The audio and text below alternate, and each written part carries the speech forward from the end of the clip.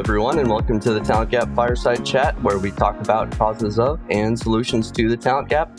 I'm your host, Pete Strauss, and joining me today is Connor Swam. Connor is the CEO over at Phin Security. Welcome, Connor. Thanks for having me, Pete. It's great to be here. Well, thanks for being here. Could you give our audience a little background on yourself and your career thus far? Sure. It's going to be real short because I've never had a career, but essentially, I started a software development company while I was in college. I was also flipping houses when I was in college. And the reason I mentioned that is because after I graduated, I kept flipping houses and then ended up losing all of my money doing that. So I had to move back into my parents' basement for a bit because I had nothing but the shirt on my back. And in that basement, I was basically thinking about I have nothing, so I might as well do the things that I enjoy. And that amounted to writing code, mostly poor code at most of the time. But through that process of just sitting in that basement for almost like a year and a half, just wrote a bunch of software and got to it. Phin is like the third iteration of that process of just writing code in my parents' basement. Very cool. Yeah. I don't talk to too many folks that developed a platform kind of in their parents' basement. So that's a great story. And I think a lot of time looking back on our careers, we go good places out of necessity, or out of being sort of down and out a little bit. I was kind of in a similar situation. I moved back in with my parents for a while as well, back when I was selling cars and had to figure out what I was going to do with my life next. So it's great to hear that you're able to launch something, and obviously it sounds like your company now is pretty successful. Could you give our audience a little background on like the current state of the company and where you're at now? Yeah, so to give a little description of what we do, we work with managed service providers, which are, you can think of those folks as like back office, IT, and cybersecurity for small businesses. So if a small business needs internet or phone lines or cybersecurity, they call a managed service provider. They don't do it on themselves most of the time. So we work with those companies to teach folks how to recognize social engineering, security incidents, breaches, so on and so forth, or attempts to steal money, access, and information before it actually becomes a problem. And so started the Phin almost 2 years ago, a little over 2 years ago, I think, actually. And now we're at 25 full-time employees, and we have a bunch of contractors that work with us. We serve a little over 200 MSP partners, and that equates to like thousands and thousands and thousands of businesses a month across the North America that end up working with us now. Very cool. So I imagine you're kind of operating on sort of a channel model there. Yeah. What about the types of employees that you've hired up until this point? Lots of changes, I would imagine, going from 1 to 30 employees. Yeah, a ton of changes. Basically, if you're starting, the advice that I give to founders, if you're starting a company, plan to never do the job you're doing today very, very quickly. If you do your job right, if you do the job right, you should be hiring somebody to fill the roles that you're doing today, and you should be giving them that hat, so to speak. It's a common phraseology that a lot of entrepreneurs use. And so my co-founder and I are technical. He is an actual software developer. I was just a bit of a gunslinger that got bored and decided to learn how to write code. And so our belief is if we build the best product that drives the best outcome, we will win. And winning just means serving the largest amount of people and eventually just having the greatest reach. And so a large percentage, I think the last time we checked, it's 14 out of the 25 are all product team members, whether that's a senior developer, senior designer, product manager, tech leads, doesn't matter. It's somebody that's contributing to the product on a consistent, almost daily basis. And the other 9 to 10 are sales and partner experience. So what I call partner experience. And those three groups, sales, partner experience, and product, those make up the three legs of Phin. That's how I've described it, is whether it's somebody doesn't know about us or they're 18 months before they purchased us, our product team owns that, right? They're building solutions and they're building software that's going to solve a problem that they have either today or 18 months from now. anywhere from 3 months to the actual sale. That's our sales team, right? They're trying to understand if there's a need, if there's a fit. And then for the infinite time frame after they become a partner, that's what our partner experience is there for, to make sure not only do they deploy well, but things go smoothly and their clients are having a great time as well. Very cool. Yeah, I often hear when I talk to founders about how when in the early days, sometimes there can kind of be a struggle to delegate. It's your company, it's your baby. You want to be involved in all the hiring decisions and everything that goes on. But once you get to a certain point, that's just not practical. How early in the process was that for you? Was it 5 employees or was it 25? Our first 5 hires, maybe 4 hires, were all software developers. So very quickly, I stopped writing code and started to do all the sales. I guess that was the first delegation. But I will be completely honest, it was not my decision. I just woke up one day and couldn't pull or push from the repository anymore. And it was because they're like, hey, somebody's got to go do this other stuff. And I'm not doing it because I'm a developer. So, delegation by force, I guess we'll call that. And then I ended up doing sales for the next year and a half after that point, until we hired sales folk in December of last year.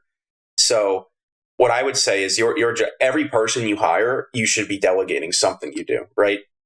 You should be doing some amount of every job before you've hired a full-time individual to get that done. And so most of that involves doing that very poorly before somebody can focus on it, to be honest. So as quickly as possible. I also find that, the whole trope of, you got to work on the business and not in the business. That's pretty overblown, but there's a lot of truth to it, in that you will not be thinking of what's the best thing for my business 1 year, 2 year, 3 year, 4 years out, and begin planning or attempting to make decisions with that kind of time horizon in mind, because you're so busy just working day to day. I remember when I was doing sales calls, demos back to back all day long for 8 months. I just did maybe 5 to 6 demos a day, every day of the week.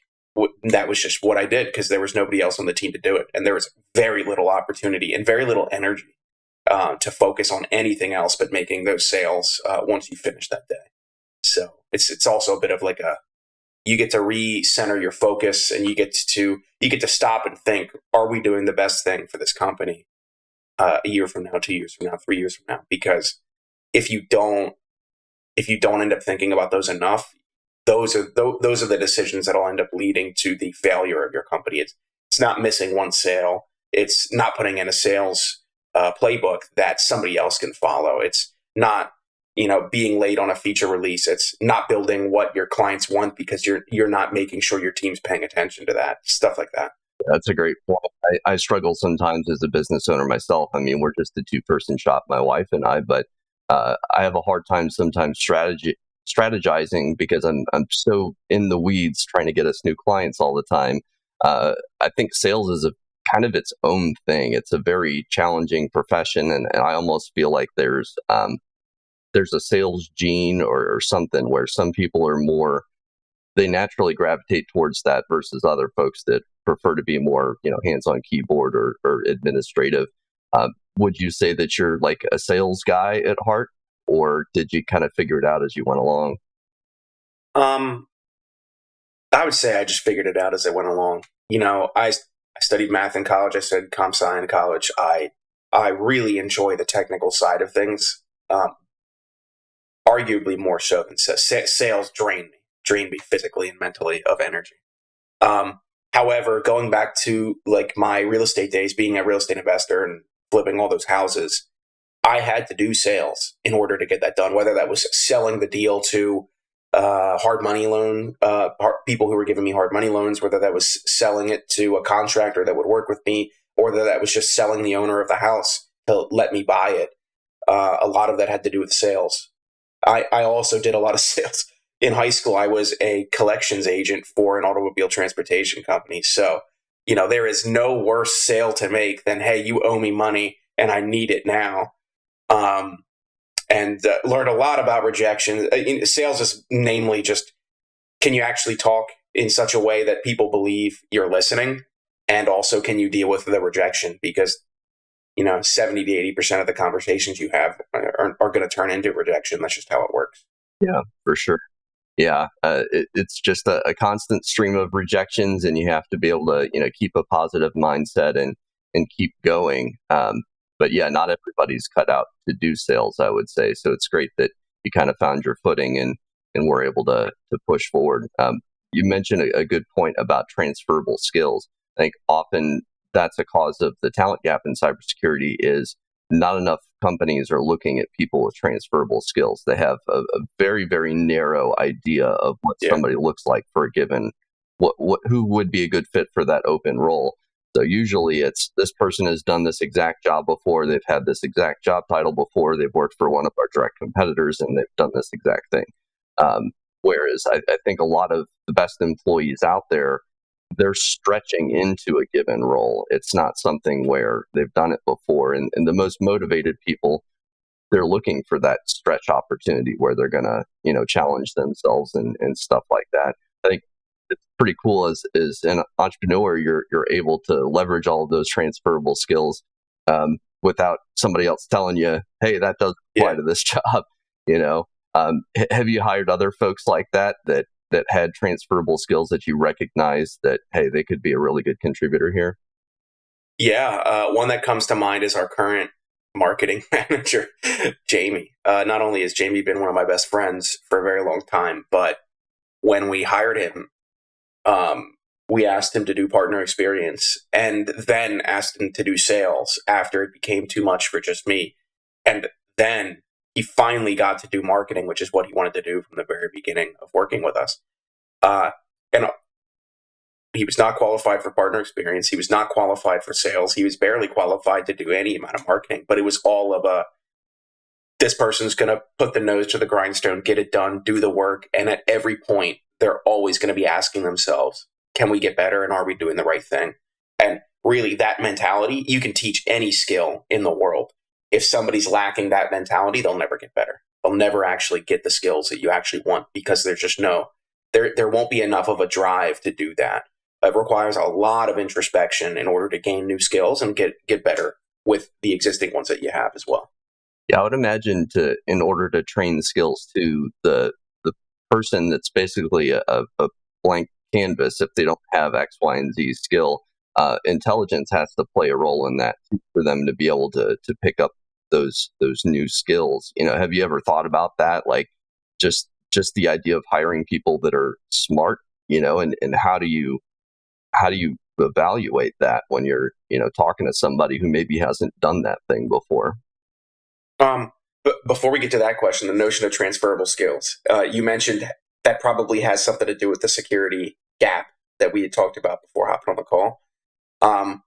The most recent Fields Medal winner, or one of them actually. So Fields Medal is like the pinnacle of crowning achievement in the math world. It's like the Nobel Prize, but for mathematics. A guy by the name of James Maynard, and what he made a statement that was the people who win.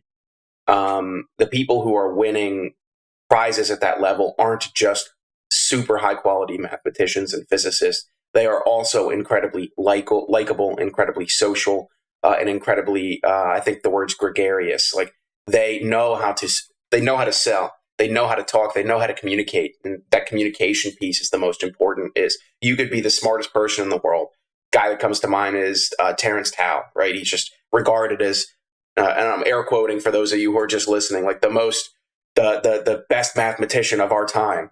Some would find that very debatable, but if Terrence has no ability to communicate that he knows these things or that he understands something deeper that other people are missing, it's all for naught. It doesn't matter. Yeah, and so there is absolutely this huge correlation between not only the ability to get new skills, but success and just the ability to communicate in such a way that people like what you're saying. Yeah, that definitely makes sense. And I would say one of the things that a lot of people don't really think about in recruiters, but is important, is those communication abilities and a lot of intangibles that you don't necessarily see when you're looking at somebody's resume. Do they get back to everybody that they talk to? Do they respond in a timely manner? these things aren't necessarily something that you can see on somebody's resume or, actually even suss out in an interview sometimes. Do you have, I guess, a set way of evaluating some of these soft skills? Like, have you thought about how do we distill this down into a strategy to hire the best people that have these soft Yeah. skills? Yeah, there's a few standard things that I think everybody does, and there's a few quirky things that I definitely do.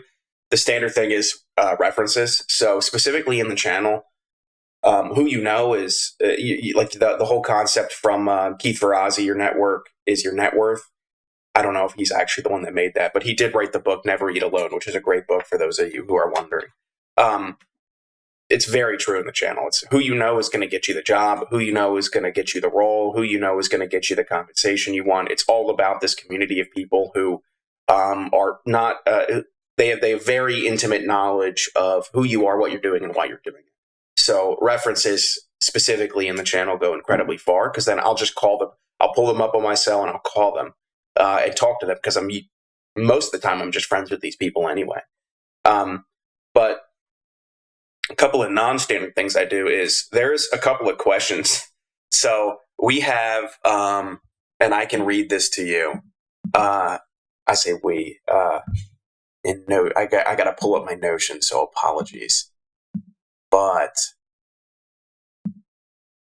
it's called "You're the Person If." And let me read these things. You're the person if. So this is the kind of person we want. You believe learning is never done. You don't accept feedback. You actively seek it out. You aren't afraid to have your beliefs challenged, and you aren't afraid to challenge others' beliefs. You are creative. You're committed to finding and understanding the truth. You do what is right, especially when it's hard. You are kind. You focus on driving outcomes, not repeating activities that don't contribute towards your goal. You recognize failure as a part of growing, and you celebrate it when it happens. You learn from your failure, and you help others learn from theirs. You attempt to do everything excellently. There are no shortcuts. You know what you don't know. You acknowledge risk, and you use it to make decisions. You exemplify stewardship, and you treat Phin as if it were your own, and our customer security as if it were your own security. Those are all the qualities of a person that we would love to work with. And a few of the ways that I try to ascertain is this, because everyone knows how to conduct a job interview to get the job. You say exactly what you think the employer wants to hear. And so I'll ask questions that are real non-standard that I don't think anyone's ever heard before, to be honest, which are, tell me about the last time you challenged someone's beliefs. Tell me how that went. Tell me about the last time you got angry. Why'd you get angry? How'd you handle it? Tell me about the last time you challenged somebody else's belief, not just had yours challenged. Tell me about the last time you failed. What did you learn from that? What kind of person? Are you a different person? Why are you a different person? All of those qualities. If you can figure out how somebody is going to behave themselves and conduct themselves at the worst, at the hardest possible point in their life, which is usually when they fail, when they get challenged, because most people take criticism of their beliefs as criticism of themselves. And if somebody reacts to honest criticism or honest inquisition, like inquisitiveness is a quality that I really enjoy, that I really hope others have. It's because at every single point, everyone should be questioning, why are we doing these things? And the reason I hold that to be true is I don't work with people, and I don't want to work with people just because they say yes and just because they go along with the status quo. I firmly believe I am not a very capable person for most jobs that I've hired most people to do here. In fact, I said this the other day, me and my co-founder, Josh, it's like, we're the only two unqualified people that are working here at this point. It's like, we're the only two that we don't really have a job history. We did all the things that we weren't qualified to do because we've never done all of them. And then we've hired people that have made careers in those respective areas to work with us. And so if you find out how somebody's going to act, then you can predict, okay, they're probably going to make this better. It's like, I'm bringing this person into the fold because I want them to build something that's their own here. I want them to make it great. I can't make it great. I can make it good, but then I can bring in the people that make it great. That's my belief. Yeah, that's great. Yeah, you seem very heavily introspective. I think in general in society broadly right now, there's a huge lack of introspection. But it's a super powerful tool in business, as you had mentioned. And I think pushing people to be more introspective is probably a good practice for, productivity and just getting people to think more deeply about problems. I think often what happens in security specifically is people are often so overworked, their teams are short staffed, they're so operationally saturated, they have such a hard time stepping back and just thinking about problems. For me, I've said before, I have my best thoughts in the shower. It's not when I'm sitting in front of my screen and doing the same thing that I do day in, day out, and stuff like that. So those are some great questions that you ask folks. Yeah, I would imagine if I was in an interview and I got one of those questions, I'd be like, wow, that's kind of tough to answer, but I would have to sit back and think about it. I didn't have a canned response to something like that. Yeah. It's like a canary in the coal mine, so to speak. If somebody's not able to tell me about the last time their beliefs are challenged, they're probably just not getting challenged at all. And a lot of doing new and exciting and innovative things is just confronting challenge, meeting challenge intentionally, knowing it exists, knowing where it exists, and going to meet it, because that's usually where a lot of growth happens. And so it's almost like a daring to be wrong. A lot of entrepreneurs are like, make the decision, ask for forgiveness later, don't ask for permission now. Sometimes that's incredibly irresponsible, but other times it's where new innovative things gets done. And the point you had mentioned, introspection. The difference between irresponsibility and innovation is quite literally hubris. Is if your hubris gets in the way, it'll prevent you from knowing it's irresponsible. If you don't have any amount of pride about this, or if you recognize that you probably aren't going to be the person to get all of these things done, you're just the person pointing in a direction and saying, go over here, you'll probably get the innovative thing done, and you'll do it without being irresponsible. Yeah, man, you think so deeply about all these things. It's certainly a breath of fresh air. When you're going through hiring, is there a point when you talk to somebody and you're like, okay, that's somebody I want to hire? Is it like a combination of good answers to all those questions that you would ask, or do you generally, is it more of an intangible thing where you kind of get a sense for this somebody? So by the time somebody gets to the interview with me, the way we set up the hiring process is you work with our recruiters, maybe 1 or 2 interviews, then you meet who would be your direct manager for that role, and then you meet me. Or Josh is on the product side. So if it's a product team member, they'll meet Josh instead. So by the time you've gotten to me or Josh, you're very qualified for the job. From a nuts and bolts perspective of, can this person do the job we're asking them and actually fill this role? The answer is unequivocally yes. So the intangibles that you had mentioned, how do you ascertain we would work well with this person would be able to improve upon everything we're doing and make it their own? It's a lot about the answer, being able to answer those questions is the biggest green flag. It's like, if you can point to a time when you failed and how you learned from it, if you can point to a time when you challenged beliefs and when others challenged yours, if those are so readily available that they can come up inside of a 30 or 45-minute interview, you probably conduct yourselves outside of work. Like, you conduct yourself as an individual in such a way that you can absolutely do the job. So it's more of like a lot of advice you'll hear from entrepreneurs is never get into business with somebody you couldn't see being your absolute best friend. Because, I see before I moved out and got married, I saw my co-founder more than I saw my wife. Largely, that's still true. I see a lot of employees more than I saw my friends and family.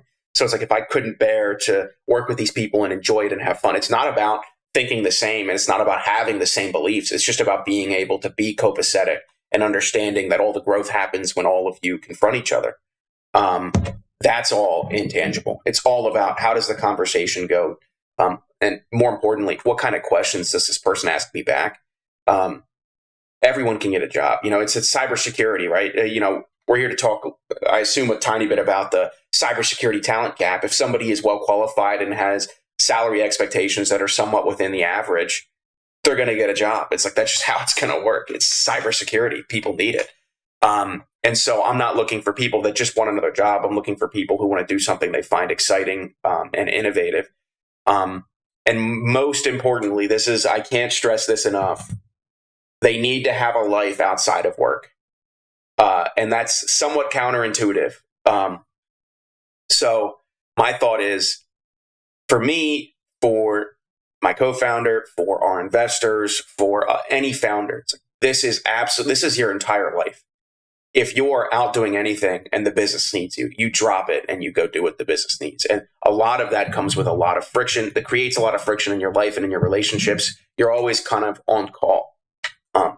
I never expect that for anyone, but those very few people who have an incredible amount of ownership and who have been here since the very beginning, who helped us start this thing.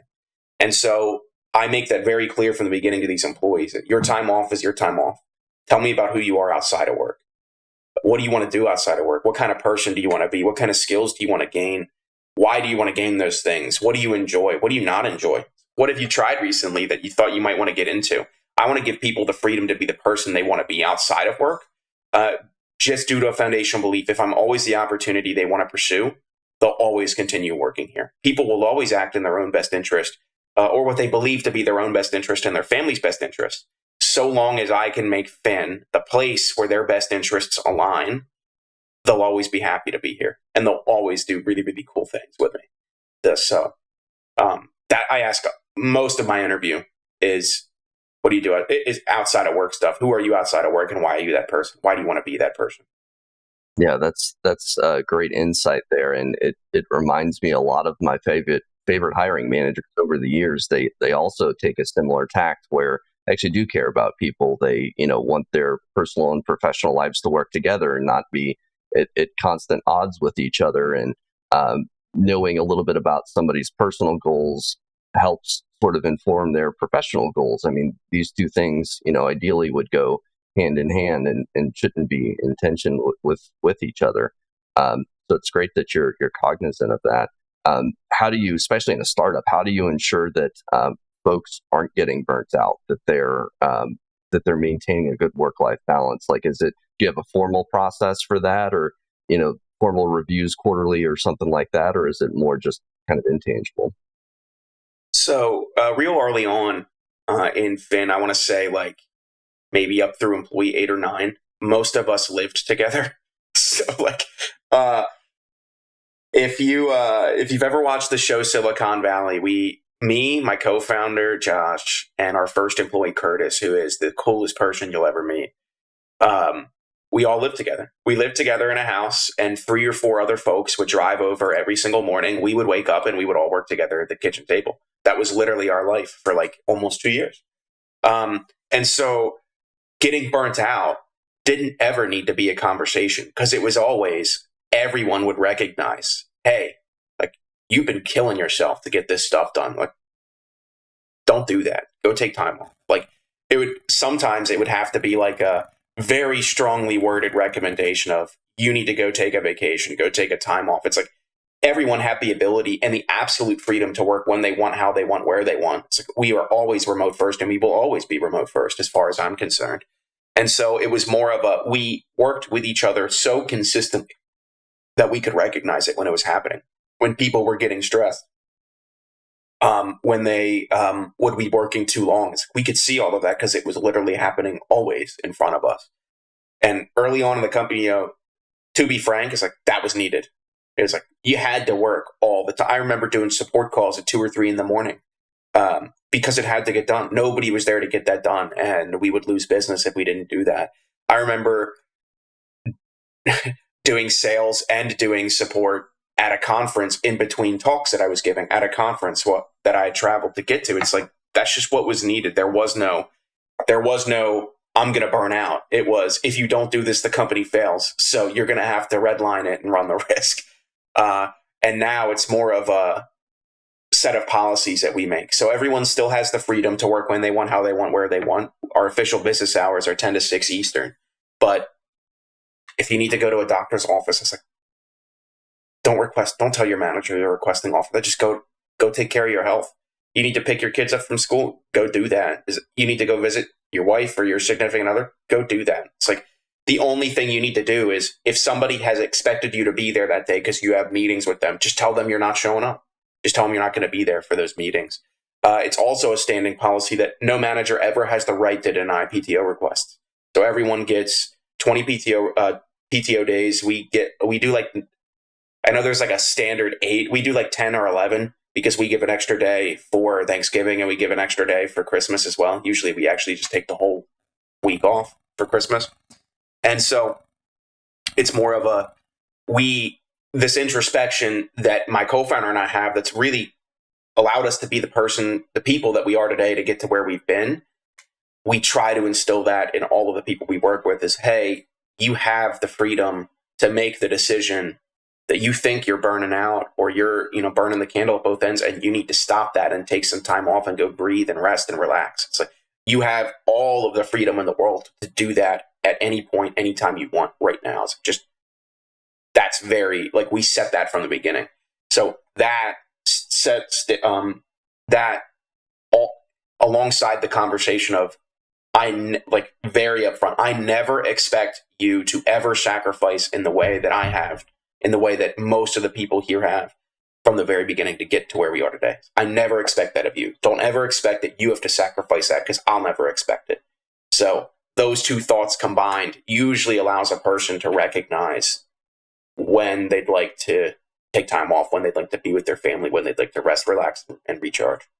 Very cool. Yeah. Do you track your retention? Like, do you know how much turnover you have, or what, the average tenure of your employees is? Because I find often that's a pretty good measure of how healthy culture is how long people stick around. I would say in the same way that a sample size of one is not a large enough sample size, we're very young and we have very few employees relative to other companies, but not a single employee has left once they've started with us. Wow. Yeah. I mean, even just being around a couple of years, that's still a feat. I find, especially in the cybersecurity realm, turnover is relatively high. There's a lot of opportunity out there, so people are jumping jobs every 6 or 12 months for more money or promotion. There's just demand for certain skill sets. I will say that what I've noticed is that the demand for certain skill sets, it's not evenly distributed. There's no shortage that I'm aware of at the entry level in security. I think there's a lot of certification companies and degree programs selling people a bill of goods that just doesn't exist. Folks aren't getting these entry level jobs, and that's a big problem, because basically we have a giant pipeline problem where people don't have the entry level jobs to walk into to get the experience to eventually become the seniors that everybody wants to hire. Are you guys addressing that at all? Like, do you hire at the entry level or internships? We did have a junior developer that we hired, but I'm actually pulling up a LinkedIn post, a comment that I made that's exactly about this, that I think encapsulates everything that you had mentioned. You can give me a second to pull it up. We are also unique in that I'd say like we're security adjacent. So we are a cybersecurity company in that the services and the software we provide is cybersecurity.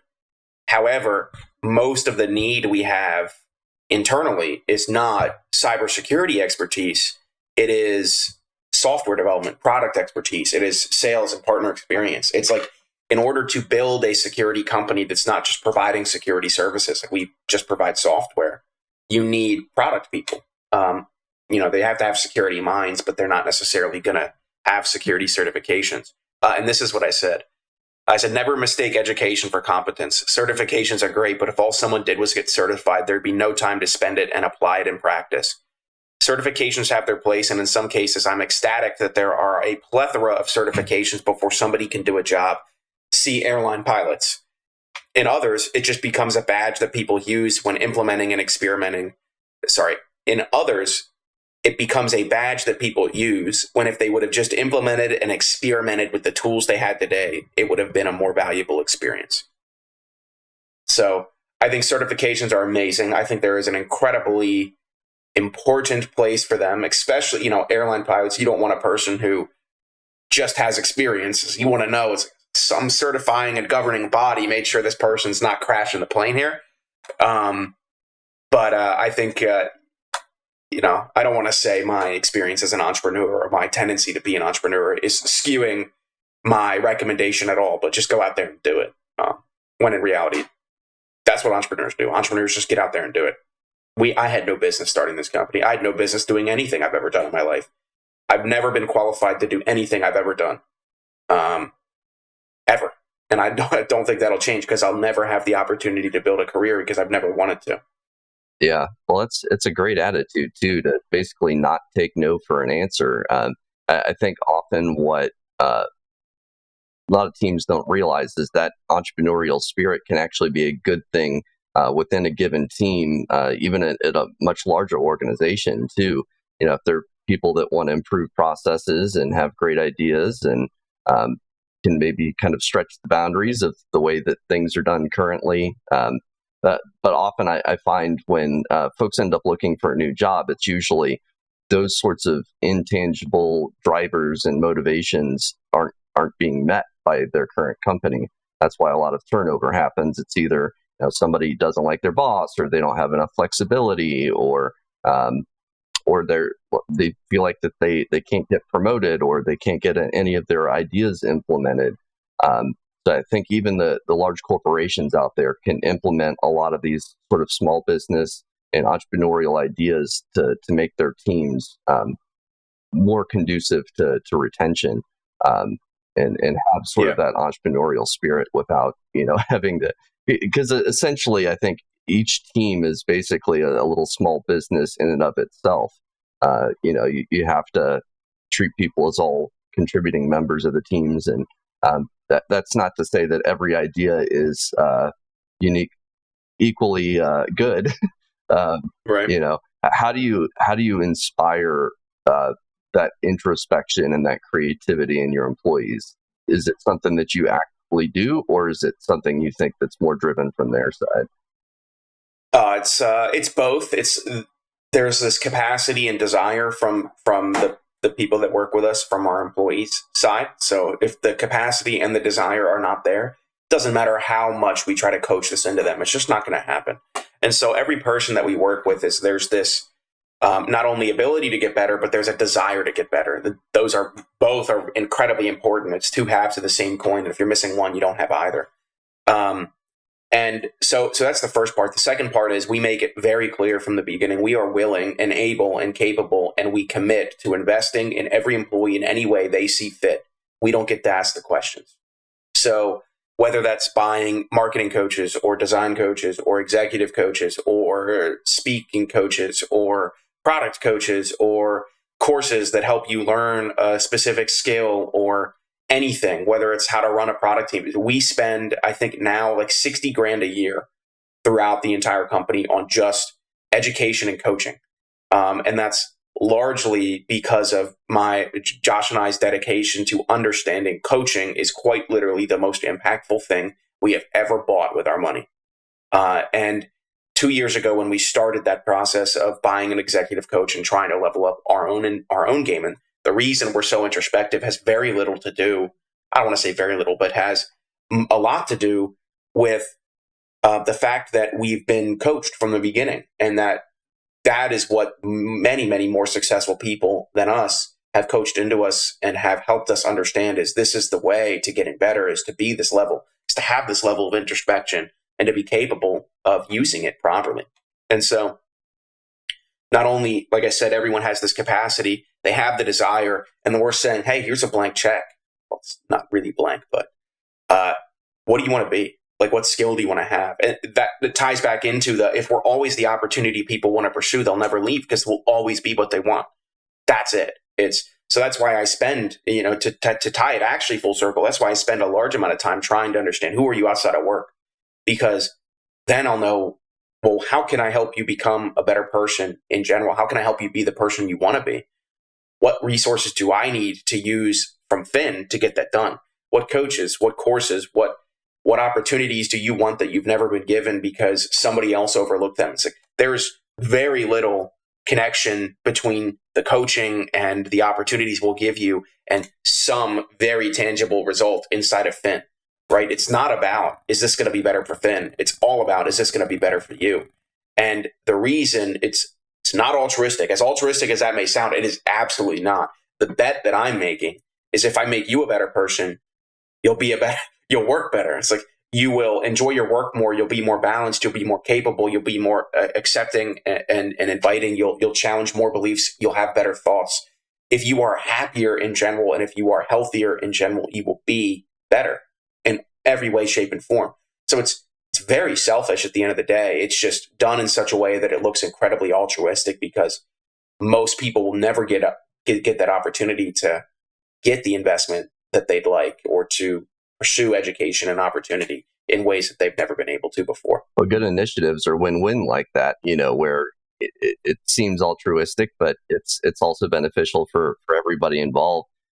I'd imagine there's somebody listening to this and they're like, boy, that's a pretty large investment, for a small company. How do you measure the ROI of that against your investment in it? Well, we really don't, to be honest. I'd guess, at the time of stating this, we have 100% employee retention. I absolutely think that's a piece of information that should count into this. Our ability to grow without absolutely cratering. Like, we started the year at 7, maybe 8 people, and now we're at 25. It's like we more than tripled the team size, and things went as smooth as they possibly could have. I think that's largely a result of people's capacity to grow and helping them understand what that's going to look like for them. You mentioned, so we don't. It's the first. The second thing is the anecdotal experience I had and my co-founder had with our own executive coaching. So 2 years ago, we stroked a $15,000 check to who is now still our executive coach, wonderful guy. And I I sent the money via ACH, watched it exit my account, and immediately thought, I've just wasted, quite literally, it was all of the money we had at the time. It's like we had no money. And it was 15 grand for the two of us for a year. And I remember thinking to myself, I just wasted all my money. This was the worst. This is going to be the worst thing I've ever paid for. It's not going to be useful. It's not going to be valuable.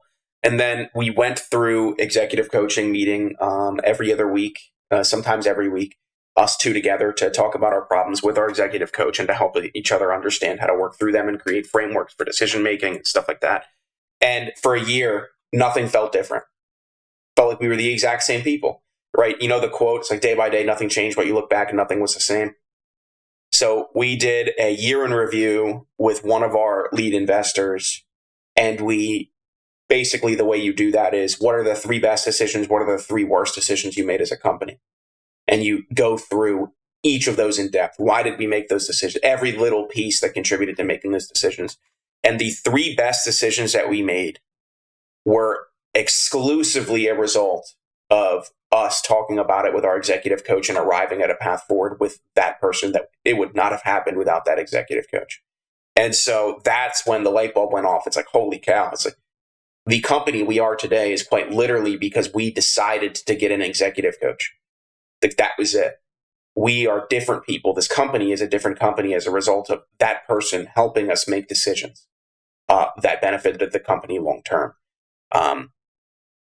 That's when it was like, if this was this valuable for us, it's like, what would it look like to have every employee have a level of coaching that allows them to make their 3 decisions better? That was it.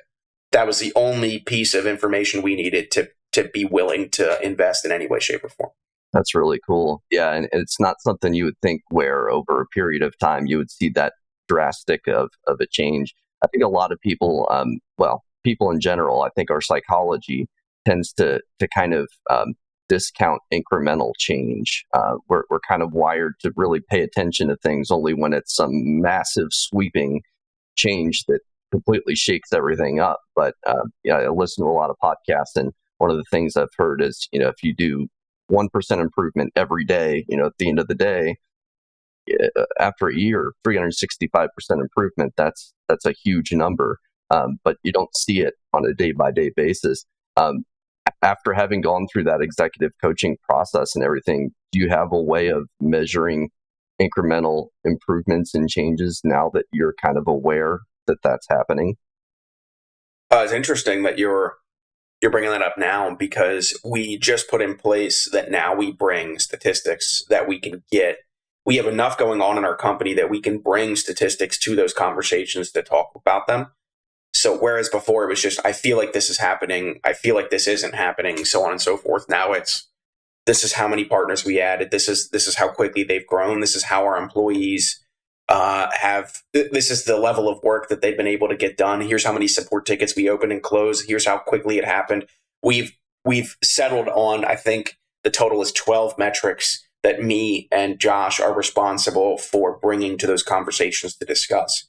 Because now it's not about, can this individual be productive? It's, did the process we put in place and then brought individuals into, is that productive? Is that efficient? So I'd say before this point, we didn't generate nearly enough information to make decisions just based on the information. But now we are doing that. So yes, it is being measured on a weekly basis, and we get that all through like our CRM and our platform all work together now to give us the data we need to make this decision. Yeah, that's the ideal setup, is when you have data-driven decision making, and I guess at the end of the day too, there's some component of judgment and more intangible, just making a judgment call. One thing that I encountered back when I was working for a huge corporate staffing firm was what KPIs, what those metrics that you were tracking would do to people's work product and how it would motivate or demotivate people. So in my experience, it was very much everybody, since we tracked metrics so closely and we talked about them daily and weekly, we had stand-ups constantly talking about our numbers. It would drive behaviors where people would be so focused on hitting their numbers, they wouldn't be focused on the end goal, which was getting people hired. We were so busy making outbound dials, we didn't generate the types of activities that actually would generate the company more money. How do you ensure that those metrics that you guys have come up with are, I guess, aligned to actually the things that matter, and that people aren't just moving towards metrics and ultimately Sure. with the end goal in mind? So the metrics we're tracking aren't any one individual's work product. So we're not tracking like, did this person show up for a certain amount of hours or talk to this many partners or so on and so forth. It's quite literally metrics that drive the outcome we want. And there is exactly one outcome that every software company should ever drive. And it is whatever outcome your client wants that you want to help them with. And so my co-founder and I have not only beat it into ourselves, but our conversations with every piece of every member of the company is, how does this help our clients get the outcome they want? And if the answer is it does not, or it's not contributing towards that goal, stop talking about it. Cut this out. This is chaff. We're looking for the wheat. And so all the metrics that we measure are all these top level metrics that should be leading or trailing indicators of driving that outcome, such as how many people needed support tickets and why did they need them? Top line revenue is always up there. The speed of expansion, because we're channel. So we want to know how quickly we expand into partner bases that we were unaware of. How many new partners are coming our way. And that's not only sales, but marketing owns that as well. How many new leads? What are the quality of those leads? How do we know that? All of these aren't necessarily indicative of one person's job or work product. It's all indicative of, are we driving the outcome better and more consistently than we were yesterday? And general growth would speak to that. You mentioned something though that I've been thinking about for a bit. It was how do you convince people, something along the lines of, in the interview process, how do you convince people that they want to come here and do these things? Or how do you convince people to be introspective and to have that capacity and desire to get better? So my dad taught me from a really young age, there are exactly two types of people you'll work with as a leader. The first, they want to build their own kingdom, right? They want to build something. They want it to be their own. They want to bring people into that, and they want to mentor and manage and grow the capacity of people beneath them into doing something really cool and exciting. So there's the people who want their own kingdom. And then there's also the other leaders who want to just participate in your kingdom. They want to be a part of something that's growing and something that's exciting, but they don't want the responsibility, nor do they want to focus on exclusively the skill set that's required to build your own kingdom, which is largely just investing in others at every single point. And so the most simplistic way to break down those two people are individual contributors and managers. So you're going to get great individual contributors that are also leaders. You're going to get great managers that are also leaders. Leaders, individual contributors, and managers are separate skill sets, all three of them. So you can have a manager that is a leader. You can also have a manager that is not a leader. See people that absolutely hate their boss and they don't want to work there. That's a manager that's not a leader. And so from a very young age, it was, how do you identify? It was always going through, how do you identify those people? Who wants to build their own kingdom and who doesn't? Who just wants to be a part of yours? And it's largely just a feeling you get. So does this person want to go off and do their own thing? Are they bringing suggestions to the table for things they should be doing, or are they asking you what they should be doing? It's the biggest, indicator of that. And the most important piece of hiring either of those people, because they're all incredibly gifted people, is giving them the opportunity to do that and not forcing them into the other. So if somebody wants to come build a team at your company to drive an outcome that you've asked them to, let them do that. Don't micromanage. Set goals with them ahead of time, meet with them consistently, and make sure you are continuing to invest in any way they need. And then what I found is people are usually unaware of how they need investment in order to grow and to achieve the outcome. It's like they know they can feel it, but they can't verbalize it. So that's where your job as a leader comes into play, is then you make that suggestion and then you tie it to what they're feeling or what's going on in the company and the areas of struggle that they have. It's like your job is to connect the struggles that they're going through with the resources that you know are available and make that apparent to them. For the individual contributor side, to largely set the outcome and let them do it on their own. So that's it. It's like most people, it's like people that are like that, they just want to do great work and they want to be left alone for long enough periods of time to get that great work done. They find that exciting. And they find just diving into an issue and getting it done largely on their own, sometimes with a team, to be energizing. And it's very important you recognize the differences, because if you put one in the other, they're going to burn out. They're not going to want to be at your company. Yeah, totally agree. And you bring up a great point about micromanagement too. I've been we'll say, I guess, a victim of micromanagement in the past, and as somebody who's extremely self motivated, that was an extremely demotivating management style for me, because I didn't need to be micromanaged. I would get things done on my own. I set my own goals and stuff like that. And I would say generally, if a manager is, or company leader, whoever it may be, is feeling like they need to micromanage, either there's some sort of mismatch between the manager and the employee, or that's just the person's management style, which in my experience rarely works out very well. Well, we're coming up on time here, Connor. So just one last question for you that we ask everybody. What's one thing we're not talking about in the field, but we should be, especially as it relates to hiring? What's one thing we're not talking about that we should be?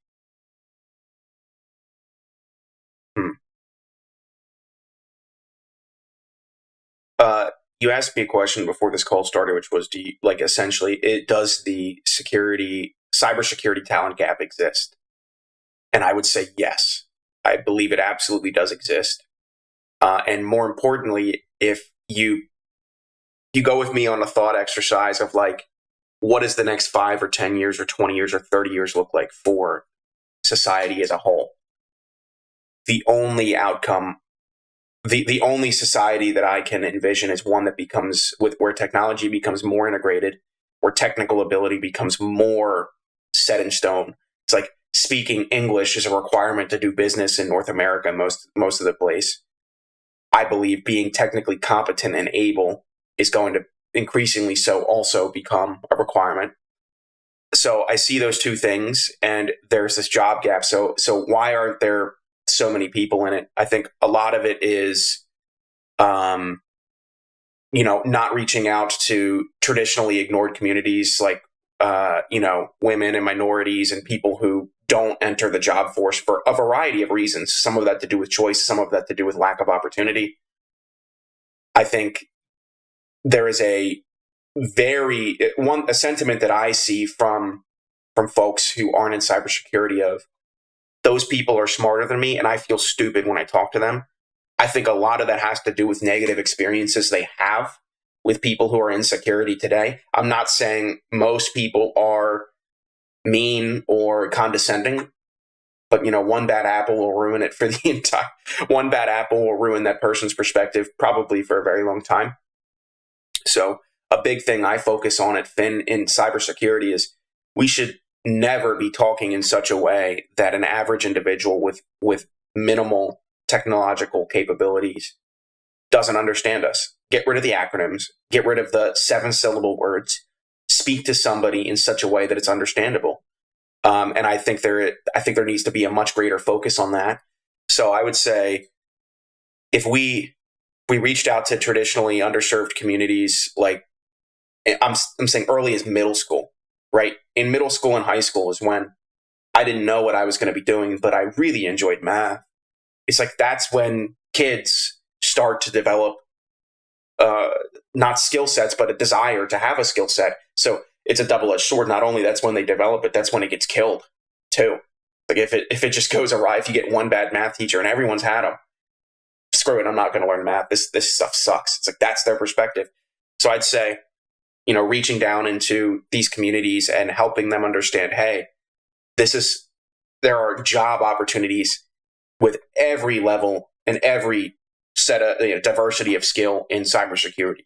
There's communicators, there's event organizers, there's technical people, there's sales, there's HR, there's partner experience. It's like cybersecurity is not just, do I have more acronyms at the end of my name on LinkedIn and am I smarter than everyone I meet? It has nothing to do with that.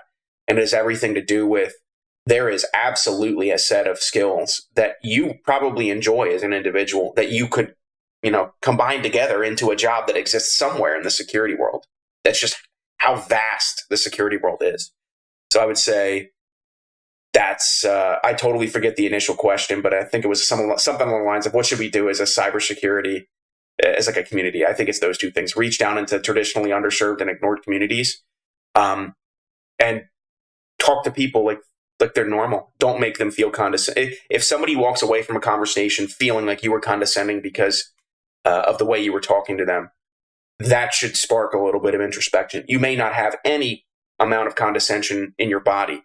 However, if the goal is to get more people interested and excited about working in cybersecurity, you should look at that and you should try to understand, okay, how could I have done that differently? How could I have talked to this person differently to make them excited? And to foster that, not to kill it. Yeah, I think the earlier we move security awareness and security culture down through the ranks of school to where it just becomes ingrained in people's way of thinking and interacting with technology, and everybody has a security mindset, it becomes much easier to build that pipeline because it has a longer tail or longer. You see what I'm time horizon, longer runway to get people into the field, and it's smoother that way too when you learn something over a period of a lifetime versus trying to get a degree in a certain, cram everything into a year or two. That becomes even more difficult to break in from there. Well, that's a great point, Connor, and a great place to wrap up. So appreciate you being on the show. If people want to contact you or your company, what's the best way to do so? You could absolutely take a look at our website. That's phinsec.io, PHINSEC.io. And then find me on LinkedIn. A lot of my content on LinkedIn is all around this stuff. It's the intangibles. It's quite literally just a rolling, commentary of lessons that I've learned and thoughts that I have centered around what does it look like to start a company and then grow it and have fun doing it, and also sometimes not have fun doing it. And I'm incredibly honest about that.